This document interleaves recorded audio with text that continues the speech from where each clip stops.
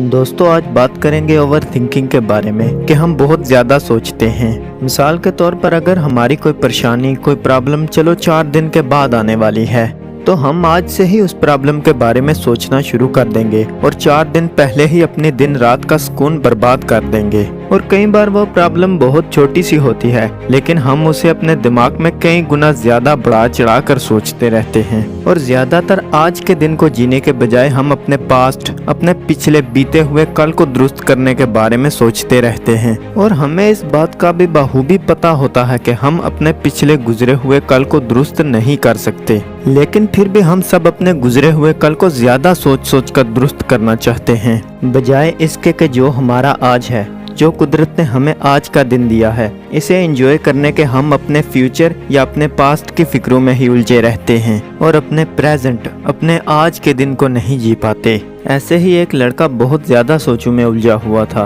जब भी वो कोई काम करता तो वो फोकस नहीं कर पाता था, इसे कोई ना कोई सोच आकर डिस्टर्ब करती थी। लड़के ने अपना ये मसला उस्ताद को बताया। उस्ताद ने लड़के को प्रैक्टिकली बताया कि कैसे ज्यादा सोचें उसके दिमाग को नुकसान पहुंचाती हैं। उस्ताद ने एक गिलास में पानी भरा और लड़के को कहा कि इस गिलास को उठाओ। लड़के ने पानी का भरा हुआ गिलास उठा लिया। उस्ताद ने लड़के से पूछा कि तुम क्या महसूस कर रहे हो? लड़के ने कहा कुछ भी नहीं। 2-3 मिनट गुजरने के बाद दोबारा उस्ताद ने उस लड़के से पूछा कि अब तुम क्या महसूस कर रहे हो? लड़के ने उस्ताद से कहा कि इस गिलास को ज्यादा देर तक उठाए रखने से अब मेरी बाजू में दर्द होने लगा है। उस्ताद ने उस लड़के से कहा कि इसी तरह अगर तुम अपने जहन में बहुत ज्यादा सोचों को उठाए रखोगे तो कुछ वक्त गुजरने के बाद वो तुम्हें तकलीफ देना शुरू कर देंगी और इसलिए अपनी सोचों को छोड़ दो, भुला दो और आज में जीना सीखो। दोस्तों आपको भी अपने दिमाग से फालतू सोचों को खाली करना होगा। अगर आप एक पानी के भरे हुए गिलास में मजीद पानी डालने की कोशिश करें तो पानी बाहर गिरने लगेगा। इसी तरह अगर आपका दिमाग भी बहुत सारी चीज़ों से भरा और बहुत सारी सोचों में उलझा हुआ है तो आप कोई चीज़ आसानी से सीख नहीं पाओगे।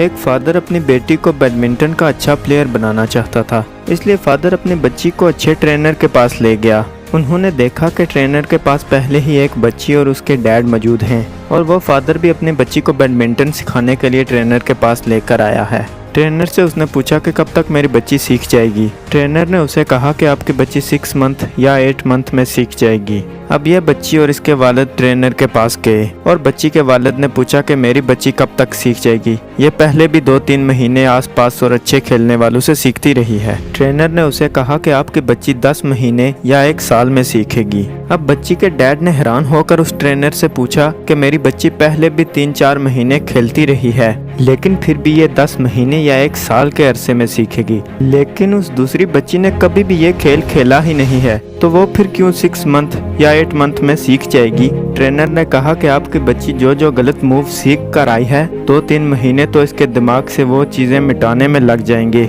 लेकिन जो दूसरी बच्ची है वो बिल्कुल एक सफेद कागज है, उसे जिस तरह मैं चाहूँ उस तरह ट्रेन कर सकता हूँ। दोस्तों ब्रूस ली भी कहते हैं कि अपने दिमाग को खाली रखो।